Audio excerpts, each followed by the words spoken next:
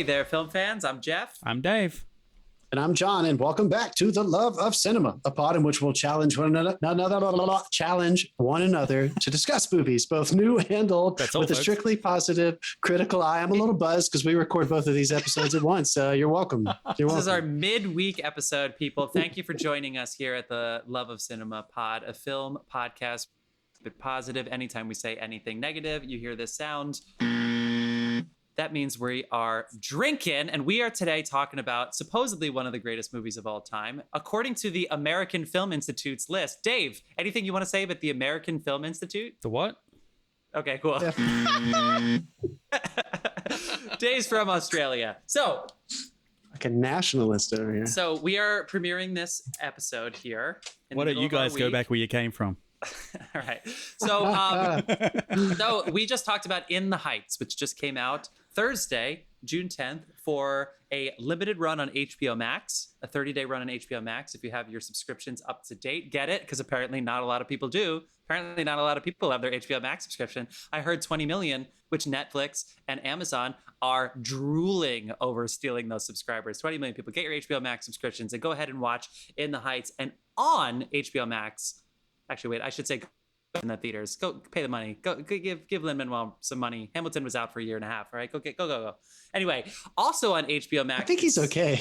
Also on HBO. I think he's doing all right. Okay, he's falling in with Disney now. We're good. Give his book writer and screenwriter Chiara Alegria Hudes some money. Okay, so also on HBO Max is Singin In The Rain, a movie that I have never seen, despite having a Bachelor of Fine Arts degree. So here we are, people. Fuck you, Jeff. We're talking about Singin In The Rain, but really quick, John, go ahead and do some shout outs. Shout outs. We have a beer sponsor. His name is Carlos Barroso. You can follow him on Instagram. The handle is CBarrosoBar 2019. That's CBARROZOBAR 2019. And if you're digging the music, head on over to soundcloud.com/Dasein-artist. And you can download all the music available for free by the artist Dasein. Jeff, why don't you tell us who's with us again this week? We have with us Amy Jo Jackson, star of Danny Girl by Cuban and Diamond, which I saw. Oh my gosh. God, you saw that. Wow. Yes. Wow. Oh my gosh. Amy Jo Jackson, co-host of the And Almost Starring podcast, and apparently a lot of other jobs. Amy Jo, how you doing? You know what? I'm doing great. It's great to still be here, hanging out with all of you. Amy Jo, we don't usually record on a Friday night, but how you feeling? How's it going? You know what? I'm feeling great. I'm one Manhattan down. Yeah. I was going to say, we're going to give it up to you really quickly. You are the first person who's been on this show who played this drinking game with us with hard liquor in your hand. So whatever the opposite. Even I haven't tried this yet. I'm an abusive person. There are things I hate extremely, like vigorously, but neither of them were the things we're talking about. So I don't have a lot, I'm like, I can handle it. Well, in case some jerks missed our In the Heights episode this past week, can you go ahead and plug your podcast for us? Oh, for sure. It's called And Almost Starring. I co-host it with my partner, my spouse, Jeff Ronan. It is a comedic movie podcast. We take a film, we break down the casting, we come up with some fantasy casting, and then Jeff takes us through who was considered for some of the roles in the film. And we break down whether that would have made it better or worse. And generally, I have a lot of opinions about things, a lot of strong feelings. And you can find us really wherever you get any of your pods, or on Instagram or Facebook at And Almost Starring. That's so exciting. Yeah, if that name sounds familiar, we did have Jeff join us for, I believe it was Batman Forever. It was. Yeah, we didn't say that in the previous episode, but we totally did. Yes. Yeah. Jeff did join us, her co-host. What shape was he in after that show? We drank so much. You know what? That was like mid-pandems, baby. It really was. So yeah. it's honestly, nobody was. Let's not go there. Let's not count drinks in the middle of the pandemic. For all we know, Amy Jo is out drinking him off the podcast because it was mid-pandems. She's just sitting there with like a triple Manhattan judging him while he's on her pod. I know what you're doing. So Amy Jo, so Jeff Ronan always does the research ahead of time, and you come in cold, so that way you can do some dream casting. And we'll watch the movie together, and he will tell me, hey, these are the roles we're looking at that other people were considered for. Because sometimes, like, there's There's some that I can't talk about. We've recorded a lot in advance because we have some work stuff coming up, which is great. But so there's some things where it's like the lead, the titular character, that was always going to be this one person. But like a lot of the side characters or secondary characters have other people up for them. And it's not necessarily that those are the only people who other people were up for, obviously, but especially with some of the films, as we get a little further back in time, there's less info. So Jeff is going off a lot of the different resources he'll mine off the internet. And so I don't do any of that deep dive. I come in cold and love to be astonished in the moment. One of my favorite astonishing moments is that Leonardo DiCaprio fought for the role that Brendan Fraser got in The Mummy. That was a really big surprise for me. Can you give us one of your favorite like surprise, like something like that? And then also one that probably would have made the movie better. Can you give us one of each? Oh gosh, here's the problem. I don't know if you all have this experience with podcasting, but sometimes once I say something on a podcast and we finish, it's gone out of my head forever. But I do think David Bowie. Yeah, we drink on ours. I have a cocktail. I have everyone's name on screen just in case. Anyway, I would say David Bowie being up for the role of Hook in Hook. That's pretty wild. I think Dustin Hoffman is probably a better choice, but it is interesting to think about. And I mean, one that I knew about but would have made for a very different film is that Sister Act was originally conceived for Bette Midler to play the role. And so that's obviously that I love to know, especially with some of these star vehicles, like, oh, look at how much they've now adjusted it and shaped it around the actor that they eventually hired. As opposed to sometimes you're like, they did not shape this enough around the actor that they hired. You can feel that they didn't bother to do any rewrites. And so that's been very interesting. Oh my gosh. Well, Amy Jo's also written a musical that's premiering coming up soon. So go ahead and listen to our other podcast where we really, really just like give Amy Jo the praise at the beginning. But thank you so much for being here. We are truly honored. I have never seen this film here, Singin In The Rain. So before I ask these knuckleheads and I get into the breakdown, just yes or no, have you seen this film before, many times, several times? Yes. I also have a degree in musical theater. Of course. Yeah, okay, cool. Me too. Okay, so it's just blink twice if you want us to buzz him. All right, let me get into the. Let me get it. Oh gosh. Oh come on. Yeah, you said okay. Yeah, no, many things. Let me set this up. Let me set this up, and then I'll pass this off. So this is part of our should have seen that by now, which apparently means great movies or supposedly great movies. We've done Citizen Kane. We've done Parasite, which by the way was a great rewatch for those of us non-assholes who had seen it, Dave. So Parasite's great. It's also on Hulu. So go ahead. Citizen Kane's on HBOMax. Yeah, trust me. I read the description of the episode drop this week. That's some good work. All right. So yes. Yeah, I had fun with that. Okay. Singin In The Rain, people. You know it. It's Gene Kelly, who apparently co-directed, co-choreographed, and almost tanked the movie by being an asshole on set. Gene Kelly stars in a movie from 1952 called Singin In The Rain, featuring the song Singin In The Rain, about a film production company and cast making a difficult transition to sound. We're talking about silent movie stars right when the jazz singer comes out featuring blackface in the 1920s, and then all of the movie studios. That's for the jazz singer. Yeah, that's not for me. That's correct. I learned about the jazz singer in college, and now all my teachers are like, "Ah, shit." But I mean, you're holding it. You may as well drink anyway. I'll teach on behalf of everybody with the BFA that learned about how the jazz singer was an important film, and which it is. But man, we gotta cultural themes, people. Cultural themes, outdated. We gotta. They only had like 3 songs, and 3 of those songs. Okay, anyway, yada yada yada. This is set in the 20s during the golden age. It's 1950s. We're talking golden age movies. We're talking about one of the best movie musicals of all time. You know this stuff. Can somebody just go ahead and roast me for not having seen this movie? Go ahead.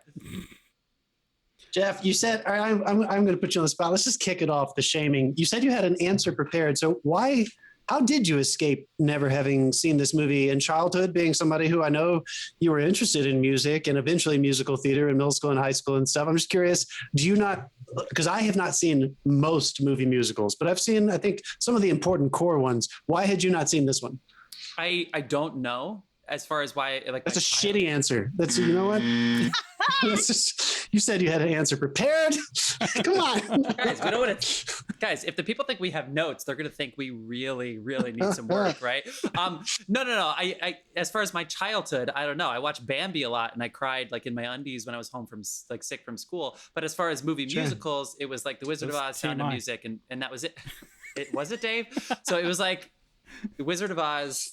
It was and then Sound of Music. It was like the two big. I didn't even watch Mary Poppins that much, though I had seen it. So when I got to college, and I was the only one that was like, Rent's great, and everybody's like, fuck you. It's like, okay, this BFA is going to be harder to get than I thought.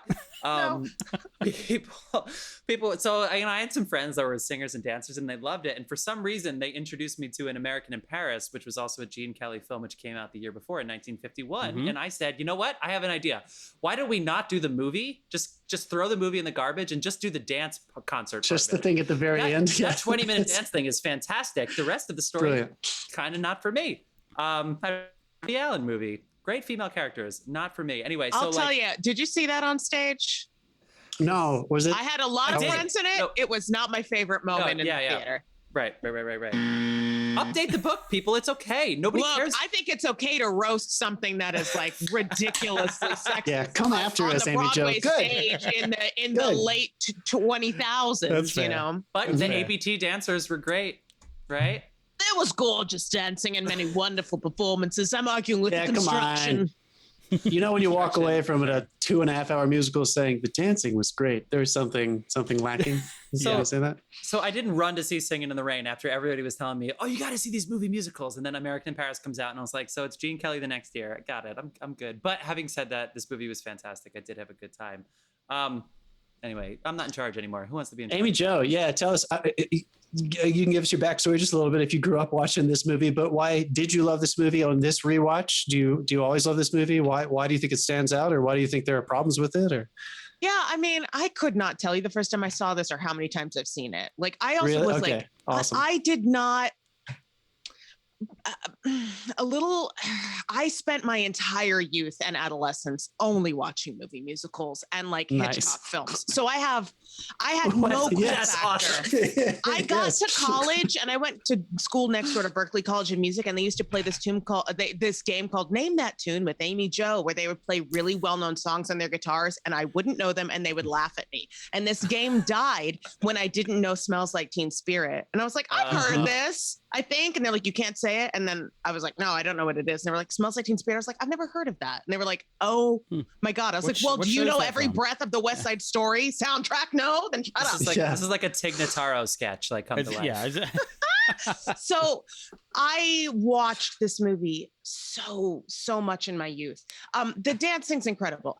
The last time I rewatched this before the rewatch for this film was last summer. Like I watched it about a year ago, you know, because I was sad it was a pandemic, and I was like, I'm gonna watch some tap dancing and smile. Yeah. And yeah, I learned the Singin' in the Rain tap dance in my college tap class. You know, like I don't know. I went ham on this movie, and I'm still waiting to play Lena Lamont on the American stage. It can still happen. It can still happen.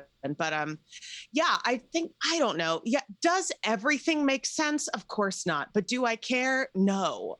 It is a delight. All of the actors are wonderful, and they dance and sing their faces off. And it's very enjoyable, I find. Have you done the cocaine that some of these people did before their musical numbers? No. Okay, no, you didn't have to answer that, but... Well, that's why I don't dance, darling. I did look up how old was Donald O'Connor doing this, because this was the rewatch where I was like, oh, my body. Like, I felt my age. Me too. I was like, Gene Kelly's knees. Here we go. Just since we brought him up, the third piece of trivia on IMDb trivia, Donald O'Connor recalled, quote, I was smoking 4 packs of cigarettes a day then, and getting up those walls was murder. Yeah. Holy shit. He also had to do it twice because they botched the footage of the first take. So he was mad at Gene. After he got out of hospital, he had to come back and do it again. Okay, well let me just set up the premise, and then you can keep going. The premise is that Don Lockwood, played by Gene Kelly, and his on-screen partner, who apparently they don't hate each other off-screen, but you know they're not in love off-screen. Lena Lamont, played by Jean Hagen, they are silent movie stars, which we do get to see a lot of that, and then right when the jazz singer comes out in the middle of production of another film, right as Gene Kelly is starting to fall for an upcoming actress played by the one and only incredible, cast at 19 years old, still living with her parents, Debbie Reynolds, who plays Kathy in this film. Dressed as this is happening, best friend Cosmo Brown, played by Donald O'Connor, as we just mentioned, and Gene Kelly help come up with a way of transitioning to the talkies, to the stage, by turning that picture into a musical where Kathy does all of the singing for the one and only Lena Lamont. And that's essentially the premise of the movie. Okay, just to give people some context. I think you left out the part that Lena sounds like a truck driver from Queens. Yeah, so this is why. It's like you close your eyes and it's almost like Bobcat Goldthwait is there. So that's where the joke is. So let me just say that this is why this movie is so brilliant to me. For movies and musicals, since both of these genres combined to make this so brilliant, I think my favorite kinds of those two different genres and mediums is when one, if they're going for comedy, they either know exactly what they are, and there's a very intense self-awareness and metadom about it, if you will. Or if you're on the other side of that, this movie's meta. Or if you're dude. Meta as fuck. I'm going to get there. Yeah. If you're on the other side of that, it has to be the most groundbreaking, sincere, grounded drama to really pull off one of both of these things. This movie is incredible because it's a movie that knows it's a movie. It's a movie about movies transitioning to a different kind of movie. And it's a musical that knows it's a fucking musical. So one of my favorite contemporary musicals, and it has a musical in it. So it's a show within a show, a movie within a movie, and musical. I mean, it's so self-aware that you're in on every single joke. You feel like you're part of the industry when most of us watched this when we were kids. Nolan write this? What? He would, you know what? This would have been way more confusing if Christopher Nolan had written this movie. Did you see Tenet? No, I mean, where's the buzzer they did make a joke about killing stuntmen at the start of it. Look, you never one of my favorite stuntman before. One of my favorite musical experiences I've ever had in the theater was when I saw Drowsy Chaperone in person. And there are so few musicals that have that much self-awareness with that much keen, very pointed comedy. They're looking at you in the face with a pointed finger and saying, you should laugh at this because it's ridiculous. And I don't think any movie has encompassed that, any movie musical has encompassed that better than Singin' in the Rain. You get to go on the ride with them the entire time. It kind of tackles every aspect about why movie making is so silly and ridiculous, why Hollywood is so silly and ridiculous, and how you can solve any problem with a musical number. It's just, it's the essence of movies and musicals combined. I just can't understand how anyone wouldn't find a lot of joy out of this. I have heard, you read some things. Maybe there are some people who say, I agree with Jeff 100%. The dream sequence at the end of American in Paris might be like the greatest dream musical number ever conceived. I love the one in this as well. It does go away from the story a little bit more than American. Cyd Charisse is in it. Cyd Charisse. Being the most Cyd Charisse we've ever seen.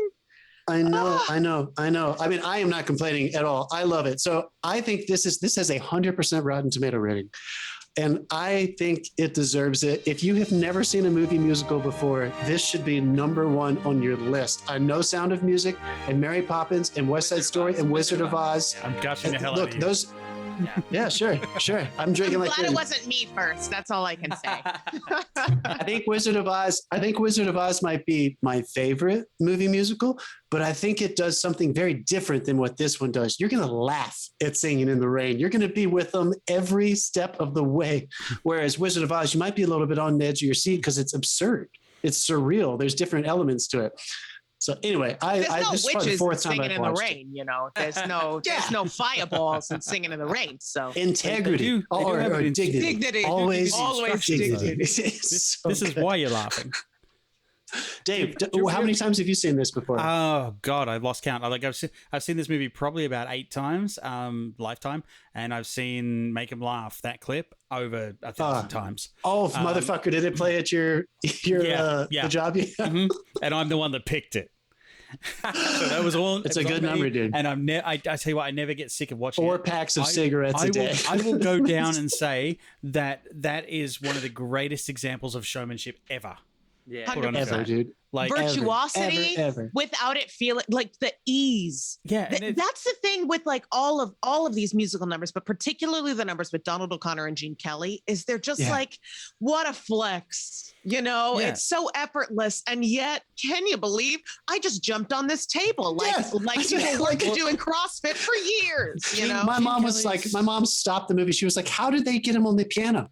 She was like, "What was that a special effect?" I was like, "No, that's they just did Donald." 100 takes and slapped him if he didn't get it. Yeah, but like Gene Kelly's a phenomenal dancer. He's a great singer. He's a good performer and stuff. But Donald O'Connor just has this something that, like, when he's being silly, it's still 100% believable. You're on board, no matter how ridiculous this guy is being. He has that natural comic talent. You're going to go with him no matter where he goes, even if it's up he's a wall. full clown, you know, and Gene Kelly is like a funny leading man, but Donald O'Connor is like that. They try to get Kelly to do clown, and he kind of hams it a little, and he's not a clown. They're a nice contrast. Like What percentage of this movie was Gene Kelly smiling in versus not smiling? His character he showed a lot. Again, though, isn't that a comment on like the silliness and the glamour of the music theater thing? Like, yeah, like that's what it is, right? Yeah.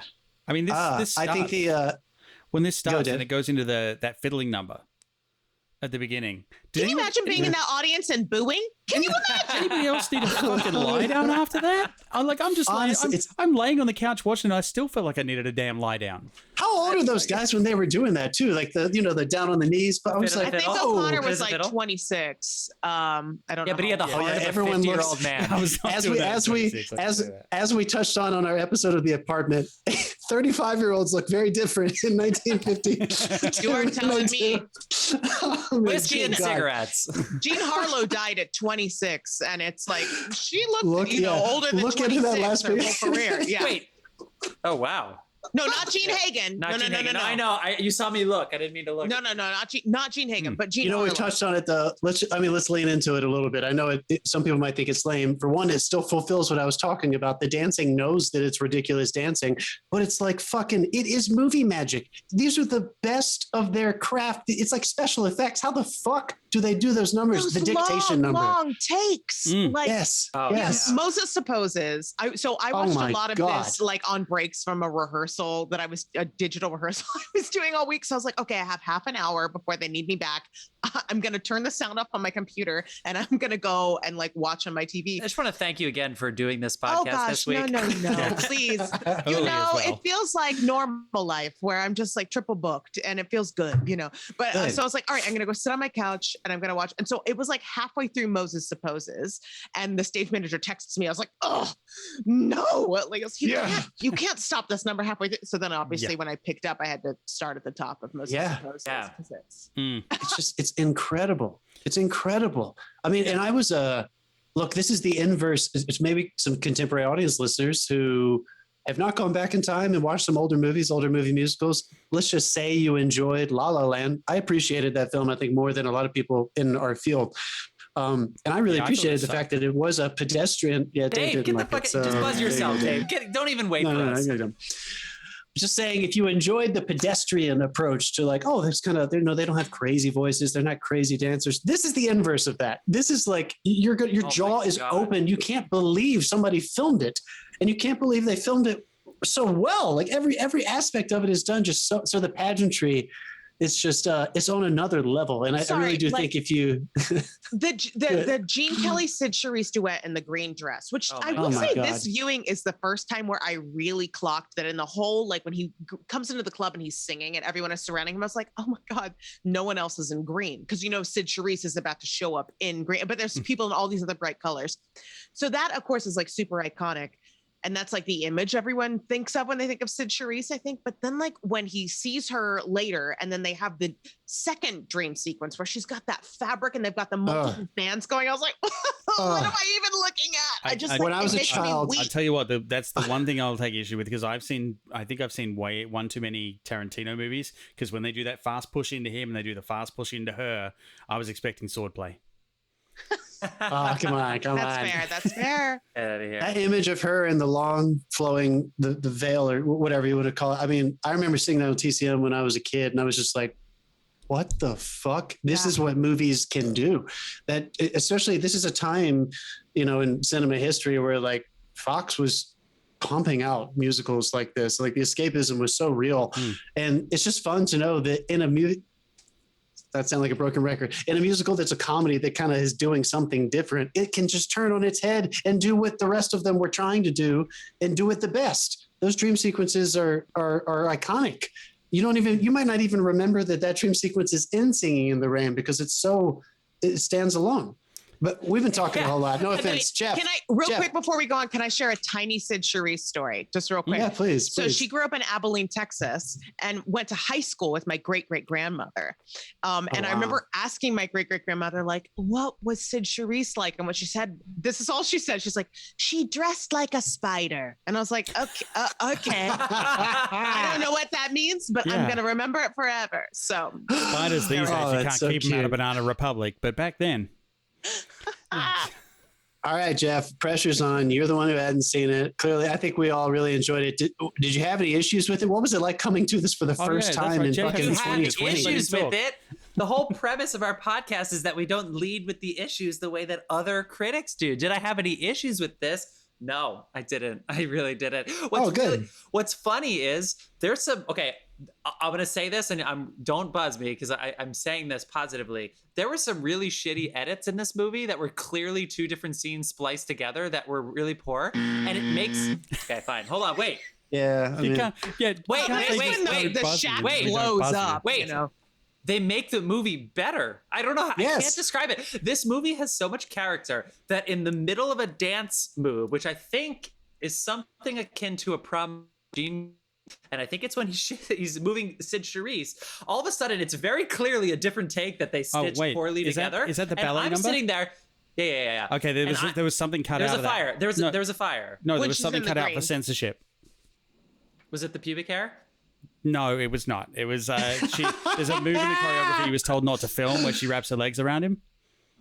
Have you ever seen a spider's pubic hair? Okay, no, that's a real story.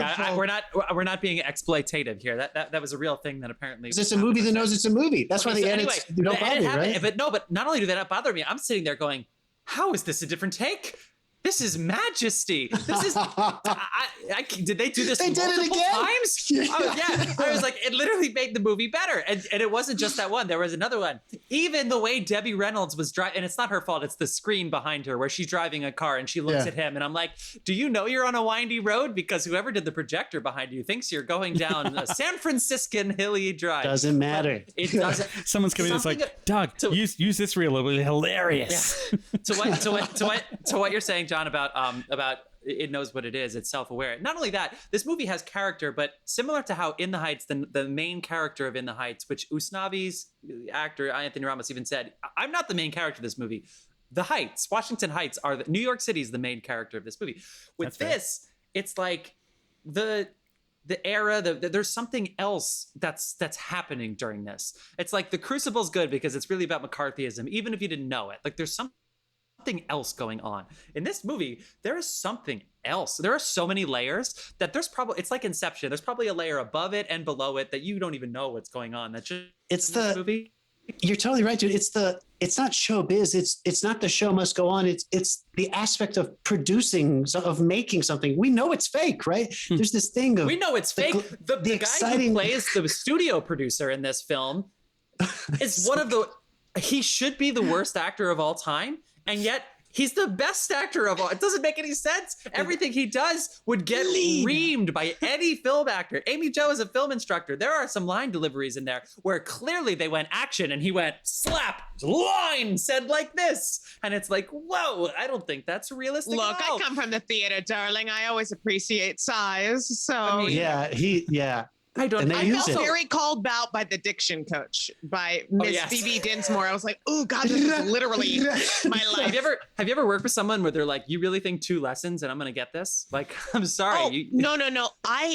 Most of my conversations are not with the actor. It's with a director or a producer where I'm trying to be like, Realistically, I'm not a magician, so we're gonna need more time. So you either pay me for that time or know that we're gonna get this much yield. But I was like, oh yeah, I've done a lot like in theater where it's like I'm in rehearsal and they'll do a run of the scene and then I'll run up and talk to the actor. So that one when she comes up to Lena, she's like, much better. But this, I was like, oh my God, this is so much of my professional life. It's so funny that you guys are talking about that, because in that exact same scene, I will never not laugh my ass off when they're trying to get her audio right. That's what I was about to say, David. Yeah, I think you and I would laugh. Oh, that's my hardest laugh in this movie. Every single time, because it's, and the guy, whoever is the person that has to deliver the information, and I think in this case it was the director, but he's like, this is not my job. Why is this my job? I thought this was, when I woke up today, this is not what I was stressing about. Why is this going to be what I pee myself tonight about? Like, and it's really funny because it's one of the few films where they take the time to tell you exactly how the audio on the film works. And in just before Make 'Em Laugh, they walk through the entire set and show you how they this first 4 shots of the movie. Yeah. Right. Like all the screen with the driving and everything's flawless in the background and stuff. Like, it's all there. This is almost like a movie length version of our old segment, How the Fuck Did You Do That? Like, they show you every single Hollywood trick and just blow it on camera right there. It's like, this is how we do all this stuff. The exposition is 100%. Amy Jo, talk about the exposition, because the way it's just cinema writing 101. From the jump, it's like, what is the most effective way to get all the information we need to across and also put us in the world? So it's like, like the fan magazines, the gossip columnist, a red carpet. We're gonna get so much of it across that way, and then like, the way that they continue to mete out information throughout the rest of the film is exactly through stuff like that, where it's like, I've got to explain it to this stupid actress, and I'm desperate.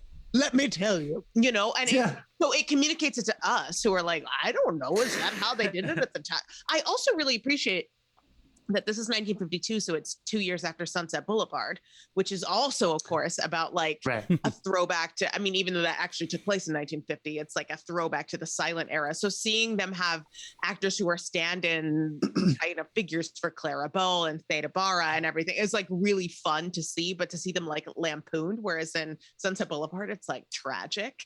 I think there's no way that they weren't aware of that when they were making these are sister movies for sure.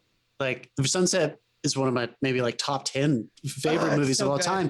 And I feel like if you're someone who loves movies about movies and stuff, this is just, it's got to be paired with it. What a fun double feature. And you're totally right about, not only is it just immensely entertaining, the exposition when he starts telling you about dignity and how they got there, and it's all just farce. But as soon as they start pushing in, when Gene Kelly is being interviewed, and you're starting to pick up on like, why is Lena not saying anything? So you're starting to learn some stuff. They're on this red carpet. The show opens with that, and the camera pushes in, and they teach you just from the beginning. We always say, I'm like, it's going to teach you how to watch this film.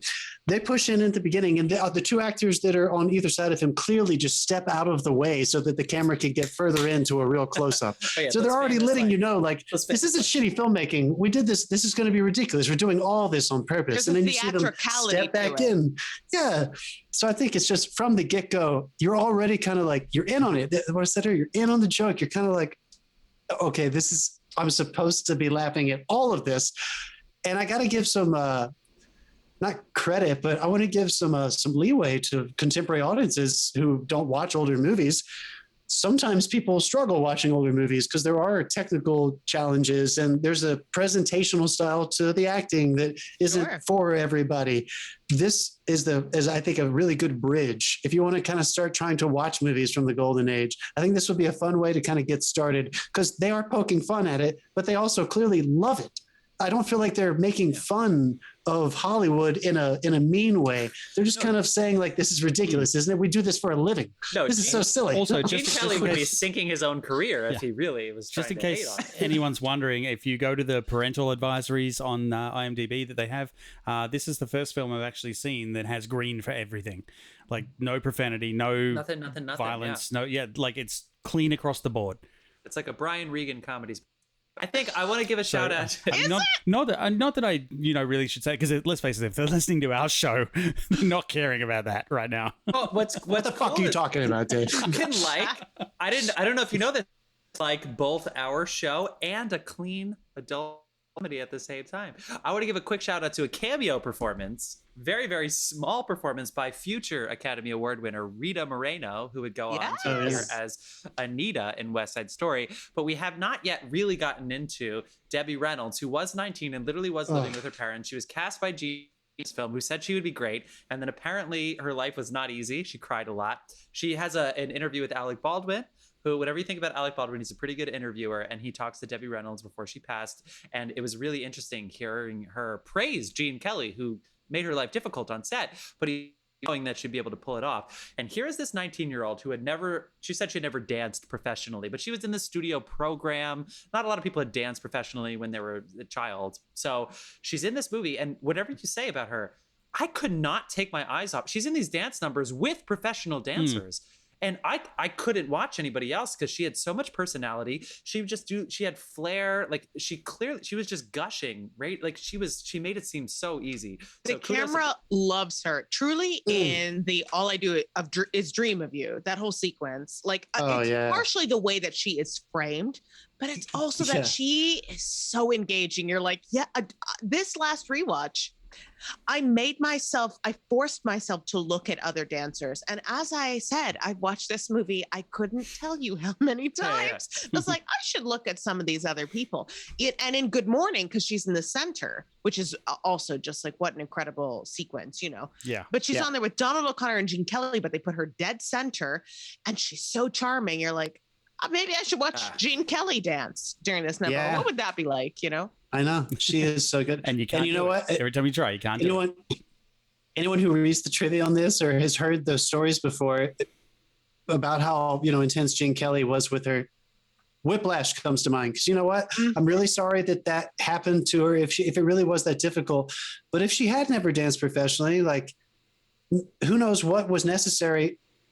The bottom line is that it resulted in one of the most iconic, performances in a musical number of all time. Her life was changed because of this movie. So I'm not trying to vindicate being an asshole. I hope he wasn't mean unnecessarily. But if there was a certain amount of him pushing her way further than she thought she could go, thank God for it. Because how can you have Donald O'Connor and Gene Kelly on either side of you in a tap number and think for one fucking second you're going to be the thing that people are looking at? But you're right. You do look at her whenever they're all three on screen. You look at her.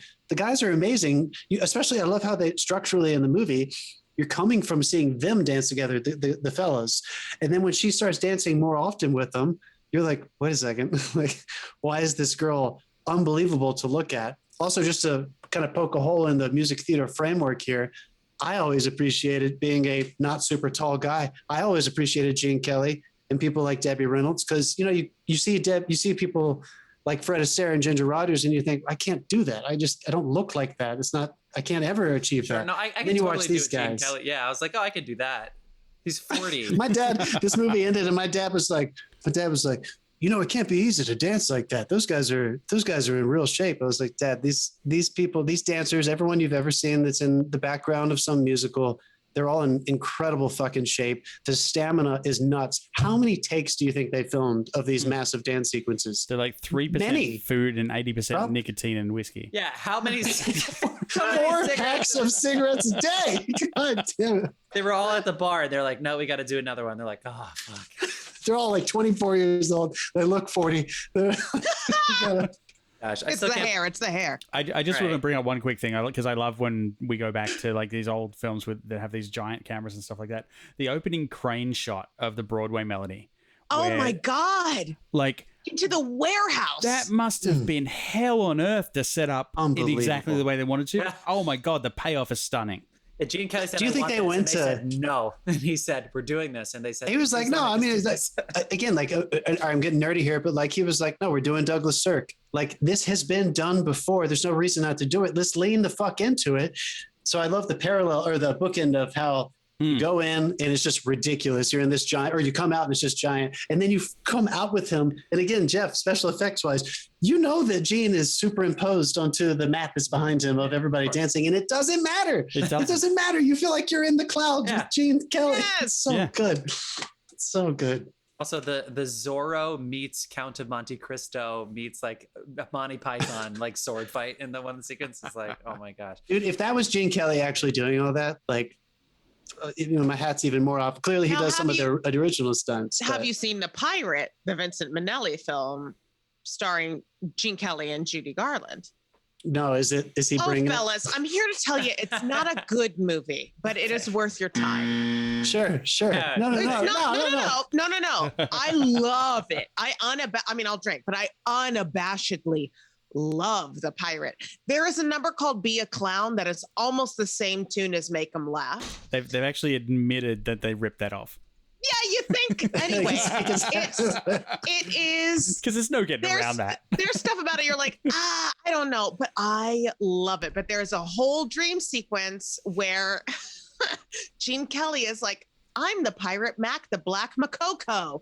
And there's like all of these like the weapons, and they do like stylized silhouette work. And it's not necessarily like a fight sequence, but it is highly stylized. And it's not necessarily a fight sequence. It's a dance sequence. That's so good.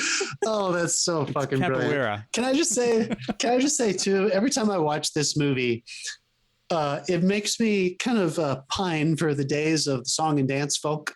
I don't know if you guys remember when Hugh Jackman hosted the Academy Awards. That was just like, oh yeah, I remember when Hollywood used to entertain us with, it's not only song and dance, but like that was kind of part of it, right? Now it's like it does not exist. That was the lowest budget opening they ever did. Oh, I thought it was so funny though. Again, I thought I knew what it was. He really embraced I thought he knew what he was doing, and he was so good.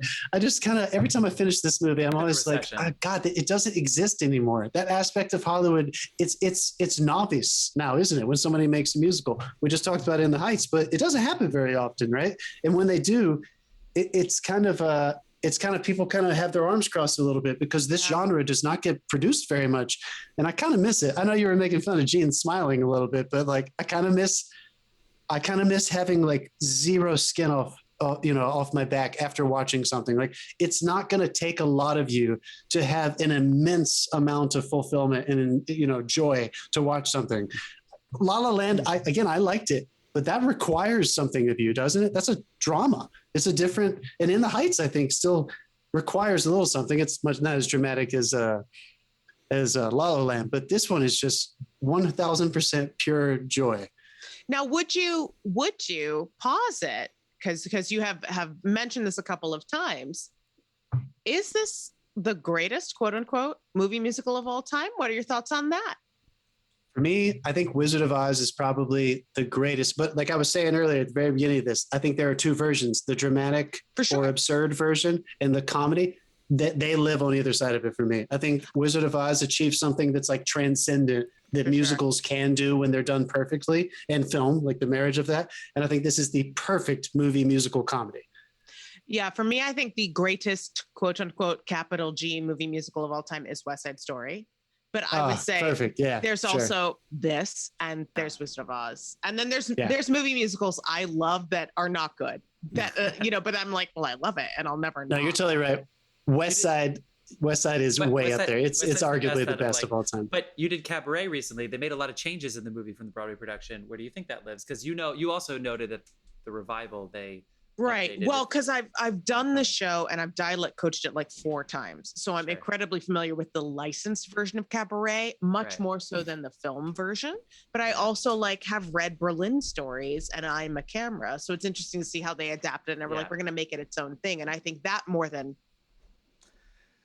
because also Singin In The Rain was originally conceived as a movie musical. It wasn't adapted for the cinema. It's been adapted for the stage, whereas like Cabaret was like, how do we make it into its own thing? And I think that they did that beautifully by utilizing a number of different sources. Yeah, how do you get that much clout that you're like, oh, I have some spare songs laying around, let's build a movie musical around it.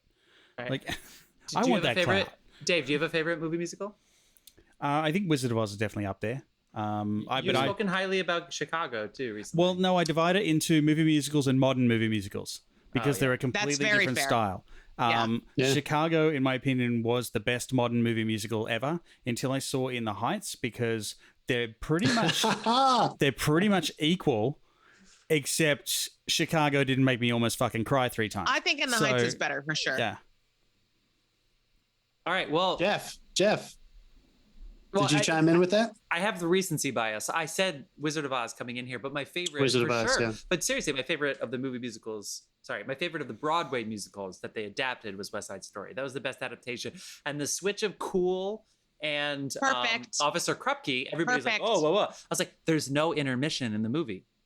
The whole reason that Krupke's in Act 2 is because Act 2 would be very sad without Krupke. But in this case, it just digresses that way over time. No intermission. It makes so much more sense. It's perfect in the movie. Yeah. That's why they're different. But it was I'm glad you said it. It's an adaptation too, and that is different. Exactly. You know, Exactly. And They so didn't is write it Sound for of screen. Music. Yeah. In Sound of Music, the stage musical Yeah. as originally done, the Mother Abbess, which I played in my non-union days. Yeah. In my mid-20s, I sang Climb Every Mountain. But like the Mother Abbess is supposed to sing my favorite things. How funny But is after that? the movie, they were like, wait, this is stupid. Let's have the kids sing that. So they Oh, don't he's a like star. it That's anymore. good. I mean, How kids are good of a great. change- Yeah, it's so great. So there you go. That's what we think. All right. Any other meat on the bones about? Everybody should go see this. It's on HBO Max. It's 97 minutes. It's pretty short. Any other meat on the bones? Anything you guys want to say that we haven't said yet? Mad respect for Jean Hagen. I think the whole cast kills it, but you know, because God, she she's doesn't so get a funny. number, Lena I Lamont, think yeah. she's less talked about. And I think Mm. the voice, because if you listen to her talk and like Oh, it's who we whatever else, quote, it's so different. right? When we quote this movie, we quote her. What do you think That's I what's- am, dumb or something? I can't stand him. Also, And the I reason can't stand him. I love that can't act, can't sing, can't dance. A triple threat. I feel like Triple it's like, threat. that's only, but it's only funny Fucking because she really is acting her ass off. That's Exactly, the reason that's yeah. funny. Yes. All right, well, friends, go see Singing in the Rain. I'm very, very grateful that we have this here podcast to convince me to see it. Amy Jo, I'm so glad that you watched this in the middle of your Thank you so rehearsal much. process. Oh, Thank you. please. Thanks Please. for having me. Please listen to the opening of our In the Heights where we talk about what Amy Jo is going through right now. She has a new musical. She has a new musical that is getting a reading at the Eugene O'Neill Theater Center, which is a very, very big regional theater in Connecticut. It's so exciting. Amy Jo, thank you so much for joining us here. Oh, thanks Amy Jo, for tell us having one me. more. Tell us one more time. We can find you on all the Well, handles you can at find what? me at Amy Jo Jackson on Excellent. Instagram, YouTube. That's my website, etc. And then our podcast is at And Almost Starring on Instagram and Facebook. But you can also find us wherever you find your pods. And of course, we'll have it Beautiful. in the show notes today. So thank you again so much, John and Dave. As always, thank you so much. Thank Dave, have a you. good vacation, and we will see you all next week, film fans.